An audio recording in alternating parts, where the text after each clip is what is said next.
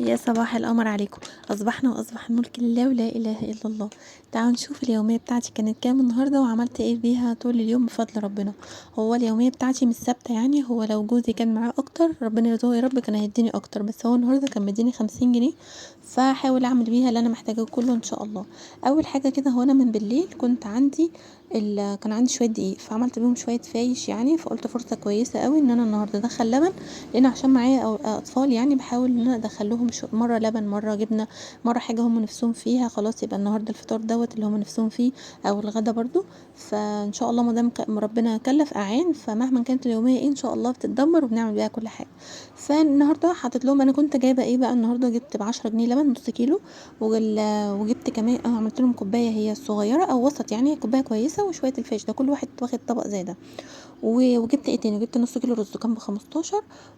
وشفت عندي ايه في التلاجة. هو الاول الورقه دي اللي انا حطاها على التلاجة انا كتبت عليها بقى على طول ان انا خلاص ما عنديش دقيق، فانا محتاجه دقيق ومحتاجه ربسه، وبرده كنت محتاجه ربسه، واي حاجه انا محتاجاها ضروري بكتبها على التلاجة، بحيث ان انا في يوم ان شاء الله ربنا يرزق جوزي ويديني فلوس يوميه كويسه يعني، فاشوف ايه الاولويات بالنسبه لي او الحاجه المهمه اللي ناقصه قوي ومحتاجاها قوي، فهجيبها، بس عشان ما انساهاش بكتبها في الورقه دي. فالنهارده ما كانش عندي صابون خلاص، فكنت محتاجه صابون وسلك اللي هو السايب ده، عشان بدعك بيه الحمام، يعني بحيث ان انا ادعك بيه الحمام وارميه، فكنت محتاجه الصابون والسلك دوت، ولو هدعك بيه حاجه برضه. وشويه الحاجات دي اللي كانت عندي في التلاجة، اللي هي كام بصلايه يعني كانوا صغيرين من مشتريات المره اللي فاتت، هم صغيرين بس تمام، وكم واحده فلفل رومي وطماطميتين. فانا رحت بقى اشتريت ايه كمان، اشتريت كمان نقيت بتنجانيه كانت حلوه كده وكبيره، فاشتريتها، واشتريت كمان وخدت جزر، 2 جزرتين كده كانوا تخان. وزنت كل الحاجات دي، البتنجانيه ما شاء الله كانت كبيره فكانت عامله كيلو، والجزر كمان كان ربع كيلو وزياده شويه بسيطه، فكان كل الحكايه انا خدت يعني دفعت 12 جنيه، زائد الصابون بقى والسلك والبامبرز، فانا كده خلاص ما كنتش معايا حاجه تانية من 50 جنيه.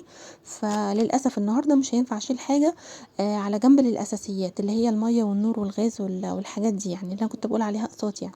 المهم، فانا جبت بقى البتنجانيه قطعتها بالطول كده، عشان بيقولوا ان هي كده ما بتشربش زيت، بس انا كده كده ما بحطش زيت يعني انا بحط شويه زيت صغيرين قوي بالفرشه بتاعه الاستيليكون دي، بمسحها وبحطها في الفرن، او بحطها في الجريلا. فانا بصراحه النهارده استسهلت يعني، عملتها في الجريلا وطلعت اسهل وكانت شكلها حلو وظريف قوي.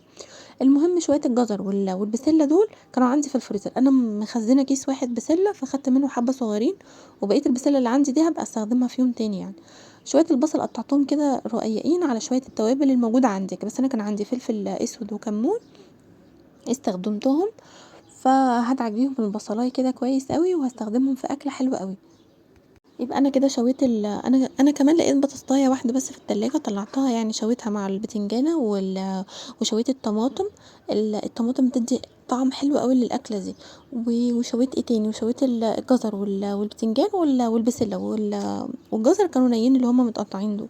فانا حطيت، انت ممكن ترصي بقى الاكله دي طبقات بقى وتبقى حلوه قوي، بس انا بصراحه حطيت البصل من تحت، يعني فكرت قلت ايه عشان الميه، عشان انا هحط ميه، فعشان تدي البصل يدي نكهه للميه كانها شوربه يعني، بالتوابل كده بتدي بجد طعم حلو.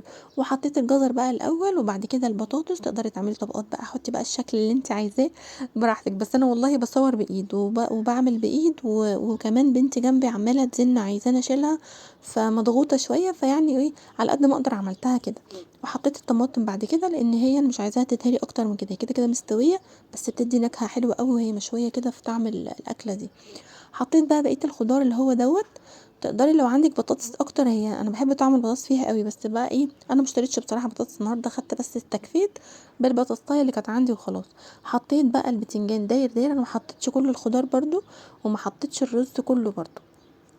هقولك ليه دلوقتي، هنزل بقى دلوقتي بالرز اللي انا الحبه اللي انا عايزاهم ايا كانت ايه كميه يعني، حطيته بقى كله وهنزل عليه هتني عليه بقى البتنجان كده هو بالشكل ده.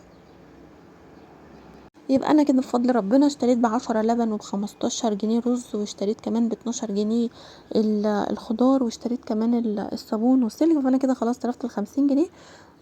بس الحمد لله اشتريت الحاجه اللي محتاجاها قوي النهارده، وعملت الغدا. بصي هي كانت مقلوبه حلوه قوي، كانت والله طعمها جميل جدا، بس من غير لحمه ومن غير فراخ، تقدري تدخلي فيها لحمه مفرومه لو انت عايزه.